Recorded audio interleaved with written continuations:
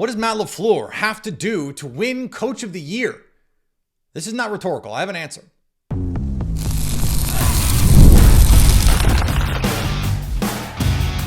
You are Locked On Packers, your daily Green Bay Packers podcast. Part of the Locked On Podcast Network, your team every day. You are Locked On Packers, part of the Locked On Podcast Network, your team every day. I'm Peter Bukowski, and I cover the Packers for The Leap, a newsletter I would love for you to subscribe to. Follow me on Twitter, Peter_Bukowski. Follow the podcast on Twitter, Locked On Packers. Like us on Facebook. Subscribe to the podcast, iTunes, Spotify, Google Podcasts, wherever you find podcasts, you will find Locked On Packers, the #1 Packers podcast on the internet, and the show for fans who know what happened. They want to know why and how, thanks to everyone who makes Locked On Packers their first listen every day. We hope you like starting your day with us as much as we like starting our day with you. Today's episode brought to you by our friends at Game Time. Download the Game Time app today. Create an account and use code LOCKEDONNFL for $20 off your first purchase. Terms apply. What is it going to take for Matt LaFleur to win Coach of the Year? This is not just me yelling at clouds going, what is it gonna take? Like, this is not rhetorical. It might be a little of yelling at clouds, but this is not a rhetorical question. I went back and looked because I thought in 2019, Matt LaFleur deserved the award. I thought in 2021, Matt LaFleur deserved the award. Now, not necessarily over the people who won, but he was a deserving candidate in those seasons. And I thought last year, until the Giants-Bucks stretch, like if they had won those two games and been an 11-win team versus a 9-win team, I actually think he wins the award. I think that's the difference. But he was a deserving candidate last year, not a deserving winner necessarily. But so I got to thinking, okay, Mike McCarthy never won. Some of the best coaches in the NFL right now have never won. Why is that? And so I went back and looked at the last 10 winners of Coach of the Year. And they fall into one of three buckets. One is, we thought you'd be bad, and you turned out to be good. I wrote about this today over at The Leap, a newsletter I would love for you to subscribe to. So that is Sean McVay. That is Matt Nagy. That is Kevin Stefanski the first time. That's Brian Daboll. And that is a little bit of Mike Vrabel. He kind of fits into all three of these categories, which is interesting. Then there is the Circumstances Award. You were much better. This team was much better than we thought based on the circumstances. That's Bruce Arians in 2014. Carson Palmer out for the season. They have to go to the playoffs with a combination of Ryan Lindley and Drew Stanton and, a cavalcade of mediocre backups. This is Jason Garrett in 2016. Dak Prescott, 13-3, Ezekiel Elliott, all these rookies. You lose Tony Romo and you come out and you still have, you actually have the best Cowboy season to date of the post-Troy Aikman era, really. This is also last year's Kevin Stefanski. They go 11-6 with Joe Flacco at quarterback. And then this is a little bit of the Mike Vrabel in 2021. All of these injuries, historic games lost, and you're the #1 seed in the AFC. And then there is you are undeniably awesome. And those are fewer and far between. That's Ron Rivera in 2015, the Panthers, unbelievable. Cam Newton's the MVP. A team goes 15-1, like you kind of have to give them the award. This is John Harbaugh in 2019. They go 14-2. Lamar Jackson is ripping the face off the league, and they were just unbelievable that year. They were the story of the season, until the playoffs. So what kind of bucket can Matt LaFleur fall into? Well, it doesn't seem like anytime soon they're going to fall in we thought you were going to be bad and you turned out to be good. Last year was a good opportunity. They weren't good enough in the regular season. These are regular season awards. They needed to get to 10, even if they just split the Giants-Bucks games. I think he would have a much stronger case than he turned out to have. A 9-8 team, when you were a 7.5 over-under team, that's not that interesting. Now, 2019, that team coming off a disastrous season, all the turmoil, even without an awesome Aaron Rodgers season, and you win 13 games, that was really the year. That was the we think you're going to be bad and you turn out to be good kind of season. So they're probably not, Matt LaFleur is probably never going to get the, we thought you were going to be bad. Because if you thought they were going to be bad, then Matt LaFleur is probably not that good a coach. Like all the best coaches we come into the season, like we just have too much of a track record. Like we thought you were going to be bad and you turned out to be good coaches that win coach of the year. Not you, but your team are first or second year coaches. That is basically exclusively what it is. The circumstance one, that could happen. I think a little bit of 2021, my case in there is like, okay, Aaron Rodgers, we know the summer of discontent. We know about the Devontae Adams, especially after the fact that was not a great situation there. Zadarius Smith, and they won 13 games. I understand the playoffs didn't go the way that they wanted or Packer fans wanted, but that was a hell of a coaching season. They adapted the offense on the fly as teams started to play them differently. A lot of the issues that Patrick Mahomes and the Chiefs had, adapting to a lot of these Fangio 2-high defenses, the Packers just flat out did not have. Like they were ahead of the curve the whole way. And I still believe if the special teams does not poop down their leg in the divisional round, they win the Super Bowl that year. That doesn't help Matt LaFleur win coach of the year, but it would be nice. So then that just leaves them with one option. Well, the circumstances one could still happen. We don't know. I think Matt LaFleur is a good enough coach that in the right adversity circumstances, because you have to have enough adversity to make this work. And I think we now have seen Jordan Love is good enough that it would have to be either a Jordan Love injury, God forbid, or injuries to like everyone else. And like Jeff Hafley gets hired to be the head coach at Florida in the middle of the season. And like they have to, like, it's those kinds of things, like these weird, unpredictable sort of black swan events, basically.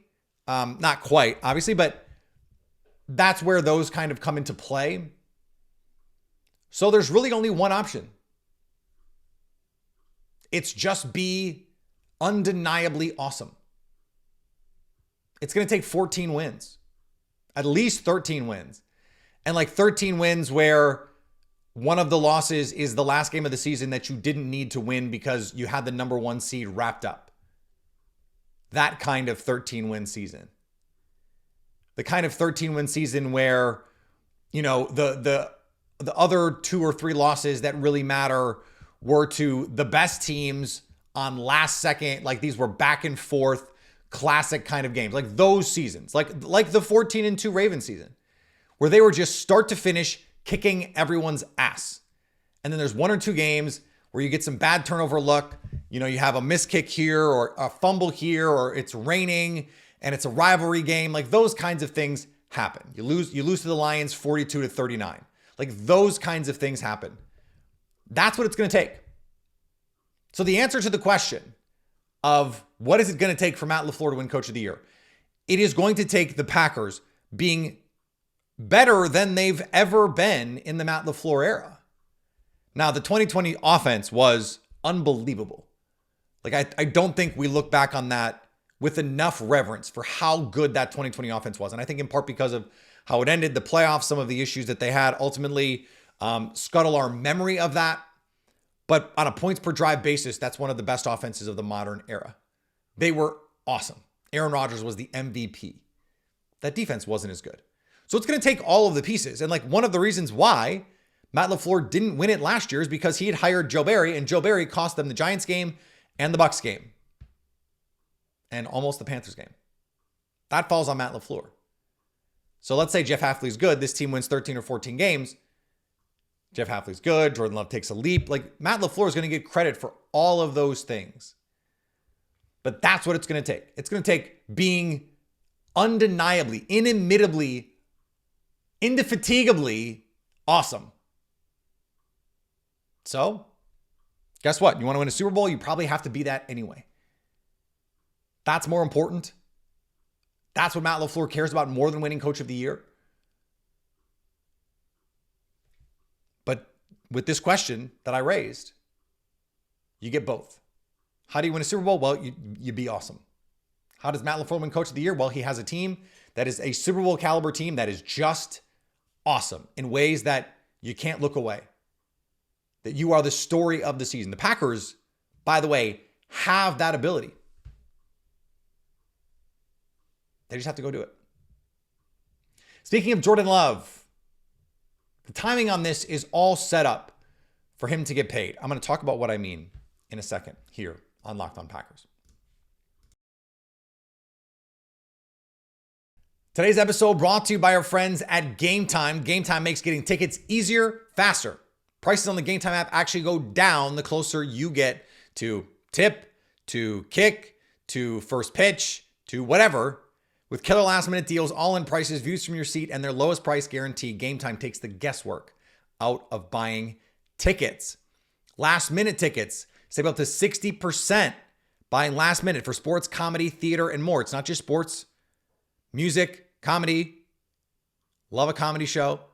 Views from your seats. Get panoramic view from your seat in the app before you buy. So take the guesswork out of buying tickets with Game Time. Download the Game Time app. Create an account and use code LOCKEDONNFL for $20 off your first purchase. Terms apply. Again, create an account and redeem code LOCKEDONNFL for $20 off your first purchase. Download Game Time today. Last minute tickets, the lowest price guaranteed. Are you watching Fox Sports or ESPN on your TV all day? Have to turn down the volume with all that shouting? Make the switch to Locked On Sports today, a free 24/7 sports streaming channel programmed for you every day to bring you the biggest stories without all the screaming. Locked On Sports Today brings you can't miss analysis, opinions, and news streaming 24/7 on YouTube or the free Amazon Fire TV channels app, part of the Locked On Podcast Network, your team every day. Now, we talked about almost ad nauseum the Jordan Love, Trevor Lawrence comparison. The Packers, the Jaguars, the Dolphins, and Tua Tagovailoa, Trevor Lawrence, and Jordan Love's camps were playing a game of chicken. Who is going to blink first? And there was an incentive for every team to try and be first because they don't want to have to pay markup. And there was an incentive for every quarterback to wait because they want the next guy to raise the price so that they can ask for more. All of the incentives align for the quarterbacks to wait. So Trevor Lawrence, their camp, they blink first. They get this mega deal done. He gets a top of market deal. Hardly a blink, right? You get hella paid. No one is like, oh, well, they gave in. Like, no, he got the bag, like the baggest of bags. Like Mary Poppins bag. You keep reaching down into that, pulling stuff out, pulling money out. That's how big that bag was. All right. But now that leaves Jordan Love and Tua. And the reason I think this dynamic is particularly interesting is Miami has said and done all the right things. They put out all the right media information that they are committed to Tua and they want to pay Tua. The Packers have done the same with Jordan Love.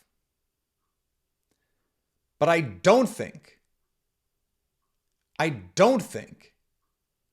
the Dolphins want to pay Trevor Lawrence money for Tua Tagovailoa. I don't think they want to reset or match the quarterback market. Well, if they wait and Jordan Love gets paid, well, now they're going to be on the hook for incrementally more because they're going to have to be just a little, even if they can't get to that top money, they're going to have to pay a little bit more. The flip side of that, though, is if Tua is willing to accept a little bit less because of the injury history and because of, his size and the fragility, I think, frankly, of this offense with their playmakers. Let's say he is. Let's say he understands the Dolphins don't want to give him top of market money, and that if he wants to get paid, he's going to have to take a little bit less. Well, the Jordan Love side does not want that. They don't want him coming in at like the Jared Goff number, because then the Packers can go, hey, look, he's got more pass production than you do. We gotta pump the brakes on this a little bit. So there is now some urgency from both of these camps. Like you're waiting. The first guy blinks. Well, now you're both in some ways rushing to get this done, because if what I'm saying is true about the Dolphins and Tua, then the last thing Jordan Love's camp wants is for Tua to get a deal done for less than the Trevor Lawrence money. You want to go in and say, Packers, we want the Trevor Lawrence money. Give us that money, which I think is ultimately what he's going to get, or more. But if Tua comes in and says, I'll take the Jared Goff deal, that's fine. That's really good for the Packers. So the Packers might be going, okay, we kind of want to wait here and see if Tua is going to sign this deal. That makes this dynamic fascinating to me because of all of these competing incentives. And there's always competing incentives. It's always like, hey, the team wants to pay less and the player wants more money. Like that's part of the thing. But I don't think Love's camp is going to want Tua to sign a deal before they do, if that deal is going to come in below the Trevor Lawrence number. That's bad for Jordan Love, which means they want to get this deal done like now. And I don't think there's a chance at this moment. And we got the reporting from Adam Schefter that, it's not really the money, it's the structure that is the big part of this. And I'm not worried about this deal getting done. I think the Dolphins are going to pay Tua, but they are related. And like I had someone on Twitter be like, oh, well, what one player gets has no bearing on what the other player gets. No, that's how the market works. Like there was a deal. I'm going to forget who it was, but I think it was Trent Williams got a new top of market deal, and it was by like, relatively speaking, like a couple of dollars, like a very small, it wasn't like, 28 million versus 30 million. No, it was like 28.1. Like it was that sort of, I just want a little bit more than the last guy is making. That's how this works. It isn't, well, you're like on the scale, you're an 86 on Madden and you're an 84 on Madden. Like their teams can't really operate that way because there just isn't, that's not how the marketplace works. It's just not. And that's good for the players and often bad for the teams because they have to shell out these kinds of contracts for players who might not, it's not that they might not deserve them. The teams might not want to pay them that money. Like if Tua hit the open market, he'd get whatever, 50 million. Like someone would give him a bunch of money because he's better than the guy that they currently have. But the reason I find this so interesting is because it's like they all went from waiting. You go first, you go first, you go first, you go first. Well, now someone went first. And now it's, let's do it. And there's a lot of incentive for everyone involved for that to be the case. So I expect both of those deals to come expediently. We'll see where those numbers come in. Speaking of contract disagreements, if Brandon Aiyuk gets traded, I think the Packers are co-favorites in the NFC. That's next on Locked On Packers.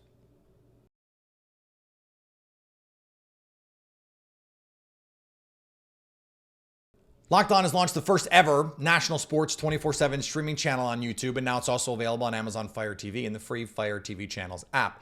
Locked On Sports Today is here for you 24/7, covering the top sports stories of the day with the local experts of Locked On, plus our national shows covering every league. Find Locked On Sports Today now available on the free Fire TV channels app. So we get this weird story on social media. Brandon Aiyuk is FaceTiming with Jaden Daniels and says, they don't want me anymore. or they don't want me back. Whether or not that's actually what was said, I have my doubts. The Niners play hardball with Deebo Samuel. They got a deal done. There was some concern about Nick Bosa, even some rumors of trade. They got that deal done. I think ultimately it's likely they will get a deal done here, but Aiyuk has been willing to make this messy. Been willing to put all the business right out on Front Street. And much like Tua, only a much better version, if he hits the open market, there will be plenty of teams that will want to pay him. I think this idea, and you hear it mostly from 49ers content creators, is that anyone could have had Aiyuk and Samuel around the draft and no one bid. I think that's like kind of true. I don't think there was really an open season on either of those guys. I think if teams wanted Deebo Samuel, they probably could have gotten him. No one wanted to give the 49ers enough for them to be like, actually, yeah, we can do that deal. I don't think they were willing to just be like, here for a 4th round pick. Like, that's not an accurate representation of what was actually going on there. But all that being said, if this doesn't get better, if it is true that the 49ers don't really want to give him $26 million or $28 million, and they're like, okay, well then what we're going to do is trade you.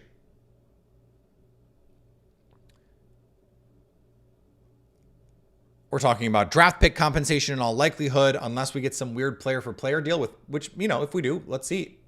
We'll see. I can't imagine it'd be like T. Higgins for Brandon Aiyuk, because the 49ers wouldn't want to pay Higgins either, but maybe they would. That would be a weird situation. They're not going to get a receiver as good as Aiyuk back in any trade. It's probably going to be for draft capital compensation. Without Aiyuk, you have a 30-year-old George Kittle, a Christian McCaffrey who's now been healthy for a couple seasons, and we'll see if that can last, whose workload has been considerable the last few years. Deebo Samuel, who has fallen off a cliff ever since his all-pro season a few years ago. And the fragility of whatever is going on with Brock Purdy and the 4-leaf clover and lucky horseshoe that is wedged between his hind parts. They don't scare me nearly as much without Brandon Aiyuk, because Aiyuk is a force multiplier. He makes the geometry of that offense all make sense. If it's Juwan Jennings and Deebo Samuel, and by the way, maybe Deebo Samuel, because he's been hurt the last 2 years, and then you have this question, is this sustainable with Christian McCaffrey, who just got paid? George Kittle just had core muscle surgery, which I can't believe I got through saying correctly. That's a tough one to get through quickly. You lose Eric Armstead defensively. Dre Greenlaw is not going to play probably at least half the season, if not more. And even when he comes back, is probably going to be a shell of his former self until at least the 2025 season. Lost some pieces on defense elsewhere, at least for the moment. I would look at the NFC as the Niners, the Lions, and the Packers. Currently, it's the Lions. A tick below the Niners with the Packers. It's the Packers and the Lions in that tier, just below the Niners. And I told you, I think the Packers are going to win the division, so I have to have the Packers in front of the Lions. But they're in a tier below the 49ers for the moment. Without Aiyuk, I think that's the gap. It is one awesome player. And, the reason that I believe that is because I think there are players on the Packers who can take steps this year who would, even if Aiyuk is on the 49ers, close that gap. The Jaden Reed year 2, the Dontavian Wicks year 2, the Jordan Love year 2 as a starter, the, Luke Musgrave, Tucker Kraft year 2s, Carl Brooks year 2s, Christian McCaffrey healthy. Like, there's a lot of reasons for me to think that they can close that gap. But if there's no gap to close, then the Packers should be co-favorites in the NFC. It should be the 49ers, the Lions, the Packers. And if you want to throw the Eagles in there, you can. I am in wait and see mode with the Eagles. I thought the run that they made 2 years ago was a little fake. A really soft schedule. They got really lucky that the 49ers did not have players at quarterback to play in the NFC Championship game. I think San Francisco probably would have won that game had Brock Purdy been healthy. Had Jimmy Garoppolo been in that game and been healthy, they would have won that game. I'm pretty dubious, given the way that season ended, that they're real contenders and no one is afraid of the Cowboys. Please. How much better can the Rams get? Yeah, that's a question. We'll see. How much better can the Falcons and the Bucs get? They're not in this conversation right now. And so this is the reason for the 49ers to say, we got to pay Brandon Aiyuk. Because he is the separator. He is the X factor. He is the difference between us and everyone else in the NFC from a talent standpoint. Like, I think last year, that gap was bigger. And the Lions and Packers each can reasonably say, we should have beat that team. And so if you shrink that gap down even more, it's got to be co-favorites. Now, it won't be by odds, but by narrative, by quality. I would say I don't think that there is that big a difference, if any, between the 49ers roster and what I think they will do on the field, the Lions roster and what I think they will do on the field, and the Packers roster and what I think they will do on the field. I just don't think it's that big, if existent at all.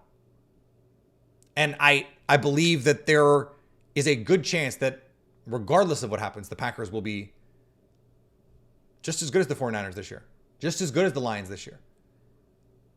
And I've already seen value in the win totals and the Super Bowl bets and the division bets. I have all of those tickets. By the way, I put my money where my mouth is. I told you last year, take all the Jordan Love overs, take the Packers win total overs, and guess what? They all hit. They're all going to hit again this year. And that's why the 49ers, if they're smart, they pay Brandon Aiyuk and they find a trade partner for Deebo Samuel. Because that's the big difference. And if they don't, they're kind of just like everyone else. They're kind of just like everyone else. All right, back tomorrow. Much more here on Locked On Packers. Follow me on Twitter, Peter_Bukowski. Follow the podcast on Twitter, Locked On Packers. Like us on Facebook, subscribe wherever you find podcasts to Locked On Packers, and subscribe over on all of our social media feeds, YouTube, TikTok, Instagram, so you can stay Locked On Packers.